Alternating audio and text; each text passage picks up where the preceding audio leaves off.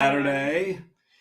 Today is the 24th of September. I have no idea where this year has gone, and always flies by. It always flies by. And so our time here in Florida, we've got just a little bit of time left, so we're going to take advantage of it. Exactly a month, actually. Exactly a month, yeah. We've got a big potential hurricane coming this week, so it could be an interesting week to say the least. I'm a native Floridian, though. I've been through this multiple times, but you always have to take precautions to do what's smart.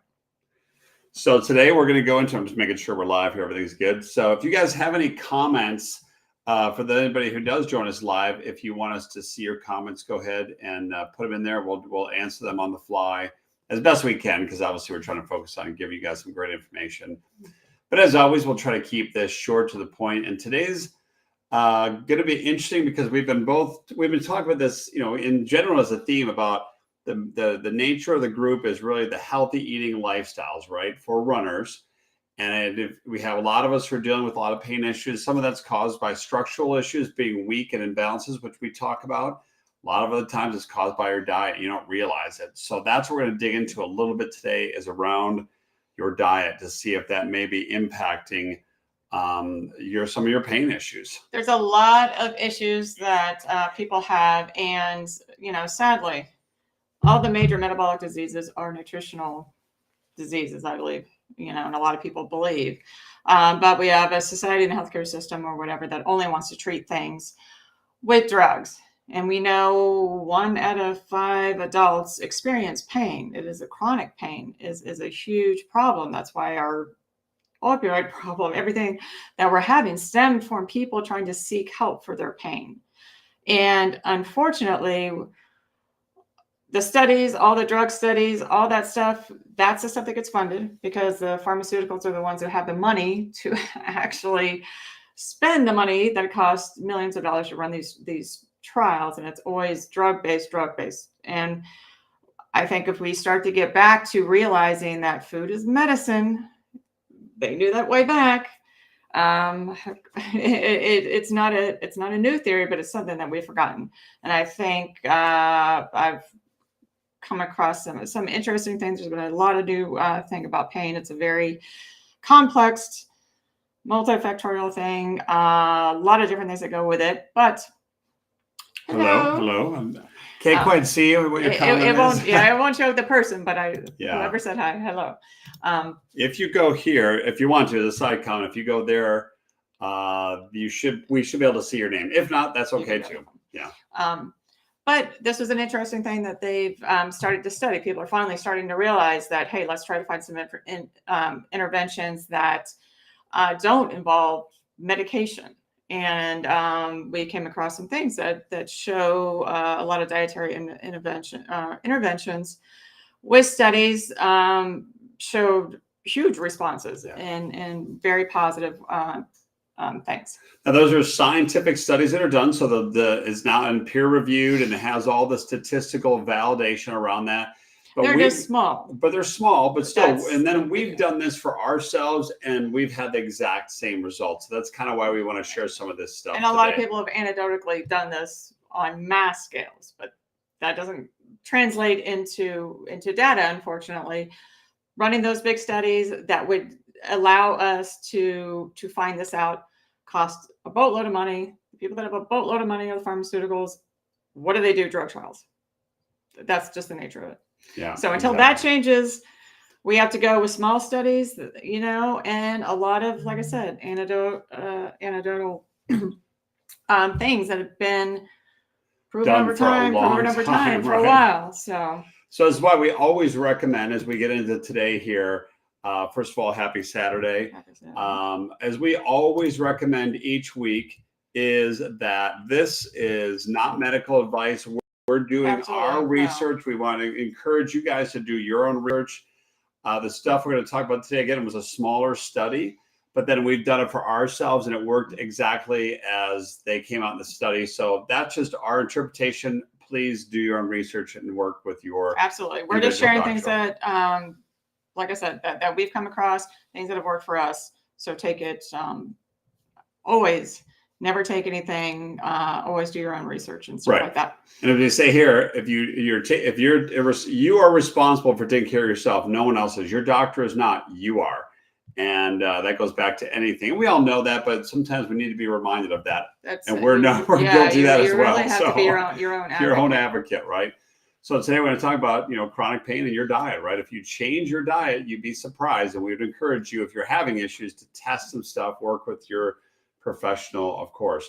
Mm-hmm. So quick recap of last week. We talked about recovering like a pro, even though none of us are pro athletes, but yet we can recover like a pro, mirror what they're doing, because it's going to give us better sleep, which we all want. And we also, it does, managing stress. We know it's cumulative stress, but you can train hard if you recover hard. That's the bottom line. Yeah. And then find ways to relax. And obviously your nutrition, again, we talk about this all the time. And it affects everything. It affects everything. And hydration, we talk about that as well. So today we're going to get into, for those of us who have a lot of chronic pain is not always structural. There's a lot of times when it is. That's why we've been spending a lot of time in these lives talking about different exercises to identify those weaknesses and then focus exercises on those areas, because that will impact some pain that will cause. However, that's not always the case. And they're realizing with studying more about pain that it is your brain connection with it. And a lot of times, and we know this from if you've sprained your ankle or broken your ankle, you've had a lot of trauma to one area, your brain remembers that. And anything that happens, you always hear people, it's like, oh, now I roll my ankle all the time. Oh, well, I sprained it a couple of years ago. That is your brain sending a hyper response to that, because it recognizes and remembers the fact that you broke your ankle, you rolled your ankle, you had a lot of pain with that caused you a lot of trauma, having to rehab it. So it stores it away. So it's always trying to protect you and anticipate things that have already been bad for you, because, survival is our number one thing. So it has strong mechanisms to do that. This is one of them. Pain is a response to help us. That way, when we touch a stove, you pull your hand away. That's how it works. Unfortunately, it can turn into chronic pain because your body becomes and your brain becomes oversensitive to these and producing this pain response. So yes, could it be initially because you broke your ankle or you sprained your ankle or something like that, but that can lead to chronic pain, not because of that, but because of what the protective mechanism of what your brain's trying to do for you. Right. And so you can change your sensitivity to pain, right? So the other thing around that is sometimes your body is trying to send your brain the signal and it's just shut it off, right? And so that's something, that has a benefit. Obviously, pain is a protective mechanism, to say here, your brain has, but you also got to be careful, because a lot of times you could be having issues and your brain is just ignoring it, because that signal, that communication path is gone. And inflammation obviously plays a key role to that. Inflammation can actually hypersensitize these pathways. We all have inflammatory pathways. Inflammation is good in an acute sense. That's if you cut your arm, if you do something like that. We needed an acute response from our body to protect us, to heal us, to stop the bleeding, all of that. It's when it turns into a chronic state that high elevation of having all that inflammatory response, that inflammation in the body, having our body always having those pathways overactivated, leads to chronic pain over time. Right. And then, that's and tons of other things too. And tons of other things as well. But today we're talking about pain and food. Pain and food, exactly. So as we all know, inflammation there's a good inflammation and bad. So if you cut yourself or you do something, your body immediately reacts, obviously, to protect yourself. So that's the inflammation. That's what she just said, right? That's the acute part of it. Right. We are talking about the chronic pain. Correct. And which makes it more sensitive to chronic inflammation. When they study, drugs, pain drugs, we know that's a huge thing right now. Opioids, all these things, that what they did was interrupt those pathways, so it could not produce that pain response. And they were working on different types of that inflammatory response, that response from the brain, to stop that. when they were starting to, study and do studies on, there's dietary interventions that were actually blocking those same pathways that they were talking about with drug interventions as they were with that were actually produced by changing diet. So right. So ideally, you should be striving. This is a choice that you have to make, but we strive to not take any medication. Granted, there's times where you need it. We're not saying it's bad, right? But there's a lot of times you'd be surprised that you can change the pain that you're experiencing, which has come from inflammation, by changing your diet. And again, we experienced this firsthand, which is what caused us to go down this rabbit hole and become so passionate about all this stuff, right? Because we were eating poor food, even though we both were exercising. You guys know Patty's story is she ran 20 marathons in 6 years and gained 45 pounds. How is that possible? But yeah. Eating bad food. Eating bad food, right? Eating highly processed food led to chronic inflammation, right? We talked about that the other day. The ratios, getting your ratios right. Omega-3s are those are anti-inflammatory. Those are good for us. We need omega-3s. Our body has a natural balance. We need a little bit of the inflammation. We need omega-6s, the good omega-6s, but they are pro-inflammatory. When they come from nuts and seeds, plants, and that, it's fine. But when they come from seed oils that are highly processed, that are oxidized, that have all this chemical process to it, that is the bad. That is the pro-inflammatory that not only leads to can lead to chronic inflammation. It actually makes your pain receptors, your nociceptors. We have receptors all over our body. That's how your brain communicates with all these receptors. You have mechanical receptors for all your movement. You have photoreceptors for your sensing light. You have pain receptors, nociceptors that are all over that can tell you to take your hand away from that hot plate or whatever it is. These seed oils make all those receptors more sensitive. So something that should not give us a pain response that's very mild or something that we don't even notice could be actually moderately felt to where, it's causing, interrupting your life to where you're feeling pain, you're feeling chronic pain when it actually shouldn't be doing that. Right. So that's why we spent a whole session, and we'll do this again in the future, about seed oils. If you just made that one change, drank a lot more water, I would be curious to hear your results. And you don't realize how much that's impacting your body. That's the problem with the Western diet, because we're using seed oils because it's cheap is the problem. Yeah. Anytime you go out to eat, especially at fast food restaurants, that's all you're eating is seed oils. And we gave you the challenge to if you just eliminated seed oils from your diet, you would automatically eliminate all processed food, because the number one thing in any processed food, if you look at a package, look at a thing, it'll have 30, 40 ingredients in there, but soybean oil, corn oil, vegetable, whatever they want to call it, it's not a vegetable. Vegetable they involved. Keep coming up with creative names for that. Seed oils, that is the number one thing. So they, like I said, there's not a lot of huge studies done on this because huge studies are very expensive, and people don't pay for big studies that are going to not lead to them making a boatload of money. Right. They always have to look at that's just typically the really large studies are being funded by a source, only being funded by a source. Typically, and they want a certain outcome. So just show me the outcome.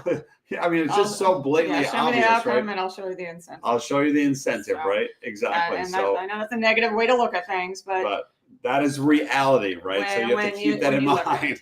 But I found a study that was done by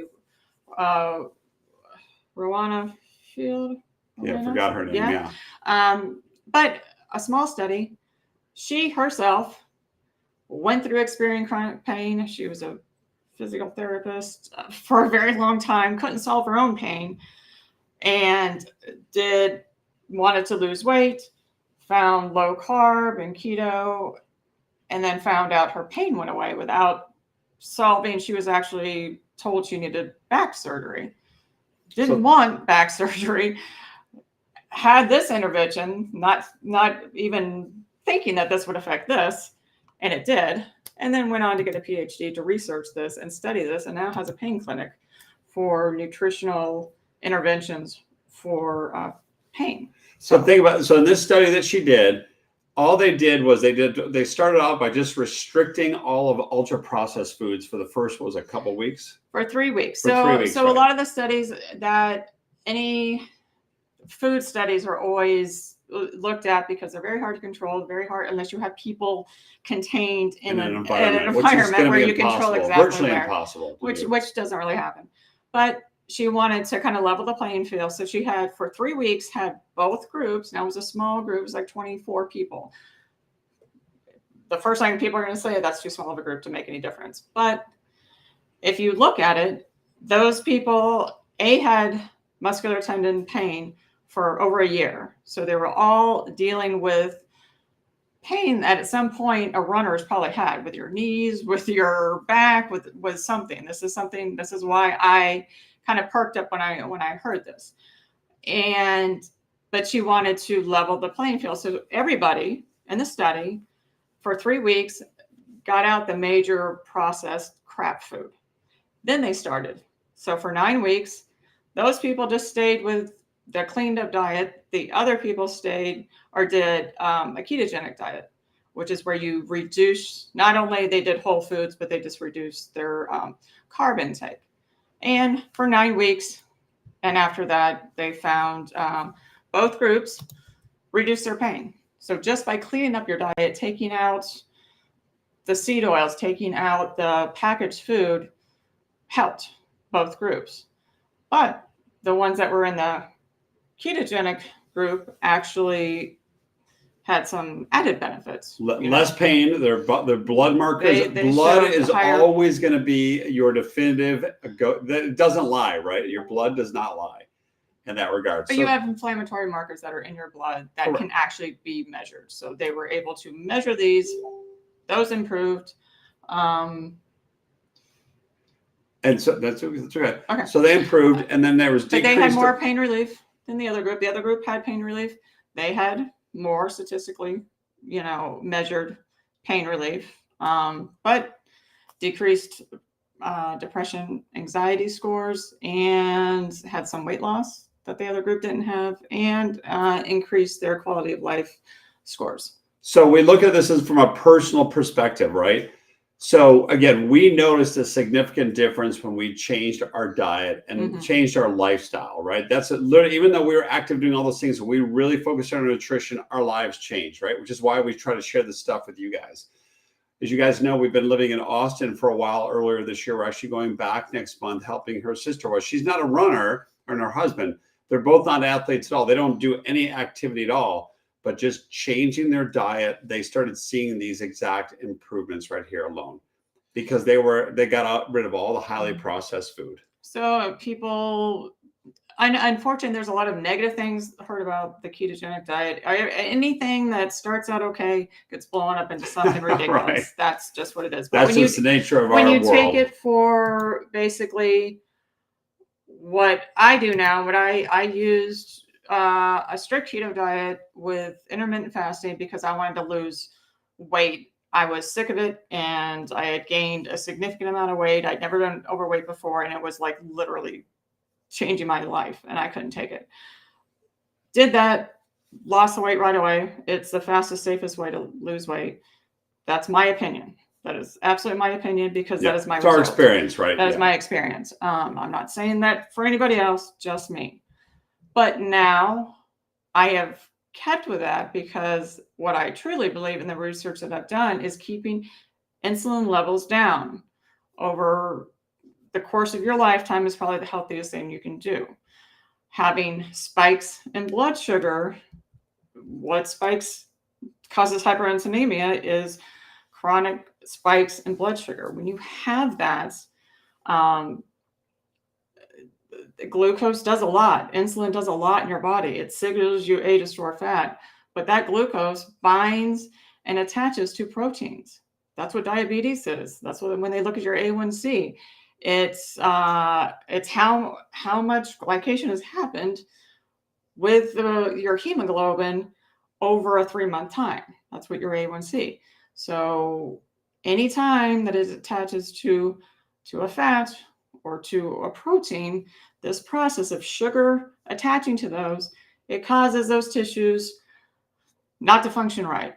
Now, we have protein everywhere in our ligaments and our collagen. We have tendons, all these things. When you have these structures not working right and not functioning right, that leads to, it can lead to pain, it can lead to dysfunction, it can lead to degeneration, all these type of things because of chronic levels of glucose. So a ketogenic diet, for whatever you want to call it, you can basically just taking out really bad food, not eating. I eat non-starchy carbs. So eating food that does not spike my blood sugar is how I look at it. So whatever you want to call it, that's what it is. Right. And then drinking lots of fluid, lots of water, ideally, right? That is going to, those changes right there are going to, I encourage you to do your research and to try some of these things if you're having chronic pain, right? Yeah. We know how the main mechanisms of these work. Chronic sugar levels, we know, is bad. Anybody knows that can actually that will actually kill you. That's why they put diabetics on. They give them insulin. They have to have a way to take that down. Type 2 diabetes is treated with insulin and drugs when it's a nutritional disease. And that's expensive. Think about that. For those of you who know people, or if yourself is, just consider trying something different. Again, do your own research in this regards, but there's study after study. Now, you're going to find stuff that's going to contradict that. And to always ask yourself why. Who's doing this study, right? Who's paying, more importantly, for the study? And there's a lot of things that say ketogenic diets are going to raise my cholesterol. Well, that's a whole nother rabbit hole of, we've been duped because Big Pharma they only have a drug that affects LDL. So they made LDL be the bad guy and everything because they only have a drug that actually affects that. If it affected HDL or triglycerides, they'd be talking about that. But no, they're talking about LDL. But we know when you have high blood sugar, sugar attaches to fats and proteins. When it attaches to fats, when we're talking about cholesterol, that's when things go bad and leads to inflammation, leads to plaque building up in your arteries. Not saturated fat. Eating fat does not equal fat in your blood. Even the American College of Cardiology had to say finally that. Admitted it. They finally had to admit it. If you go to their website, it's there. They knew this in the late 60s. And they lied to us for multiple years. So, like I said, people have very distinct things about this, and whether you do, that's fine. It's not for everybody. That's fine. Again, you have to make that choice, right? But ask yourself. High sugar, high inflammation is caused by hyperinsulinemia. The thing that causes that is eating a high carbohydrate, highly processed foods. Tons of seed oils and all that. It causes all this inflammation. That causes, like I said, that affects makes your pain receptors more sensitive. It initiates that whole, you've heard the cytokine storm that happens when people get really, really ill. This is the low version of that. If you have all this going on, you introduce something like what we had to this, that creates a storm. That creates too much inflammation. Your body has an antioxidant system to combat that. But it can only do so much. So you're asking your body to try to clean up the mess that you're doing by eating crappy food when your odds are against you at that point. Just stop eating the bad food. You're at that point, You you're know? fighting an uphill battle, and you wonder why you're so frustrated because you can't get any change, right? So, Always have to make some kind of change, and we would recommend you consult with your doctor to start with your diet and start looking at that as the option. always check start with that. that, right? But eliminating junk food, everybody knows that. Everybody knows that they shouldn't be eating bad food. We still do. It's human nature. Yeah, we get it. But on a regular basis, if you could just start with that, if you're still having issues, start with the next step. You know, that might be changing the type of carbohydrates you're eating, the levels that you're eating. All these things are in your control over what you do. But having them out of whack, having too many omega-6s versus omega-3s, we know is causing its detriment now. We know it. Yeah. 93% of the population is metabolically unhealthy, and it's because of eating horrible food. Right. And so there's a drug to fix that, but think about that. Why is there a reason for that? There's like 12 drugs. There's 12 drugs to do that. It's not just one. You need one for your blood pressure. You need one for your cholesterol. You need one, but that doesn't work. So now we have another drug that works if your cholesterol doesn't. There you go. If you don't buy it, you don't eat it. That's the bottom line. Is we did the exact same thing, because if it's in the house, temptation will kick in, and it's just what it is, right? That is putting that friction there. You just need a little bit of friction, and that means either not going out to eat. Not that that's we go out to eat occasionally, but you know, predominantly not. Predominantly not. No. But not having it in your house. Never rely on willpower. Yeah, because willpower is not going to work, right? It's just too hard. Those things are cookies sitting over there, or that cake is going to be just too tempting. When you have to actually get in a car and drive to go get it, right? That's usually enough of a barrier. Yeah, it is, right?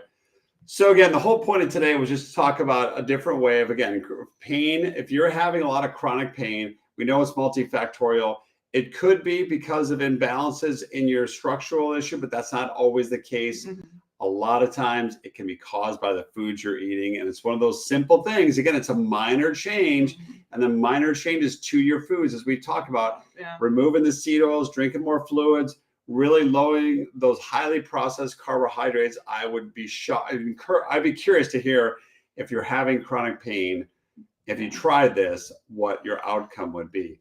But anyway, it is, we've been rambling on here for a while, but that is our soapbox for today. We've been here a little bit longer, but that's okay. So this is why it's in your hands. It's in your hands, and you're responsible for it. At the end of the day, right? No one's coming to save you. We know this. No one's coming to save us, right? We're responsible for ourselves and what we choose to consume. Yes, stress, all this stuff factors in. Yeah. That's why we're here to help you guys. That's why we try to educate you guys. If you want, at any point in time, to talk a little bit deeper on some stuff, we can maybe help give you some minor suggestions. Please just message us. Some ways. Sometimes it can be a little confusing where to start or whatever. Right. We're always willing to help. People get stuck with starting. We know this because we were there too. So if you want some help, go ahead and message us. But hopefully you at least take this information and do your own research and start to make those changes that are going to make you feel better. Right. Because we want you to keep running like we do. We want to keep running into our 60s, 70s, 80s, however long and more importantly, we want to be running pain-free. So absolutely.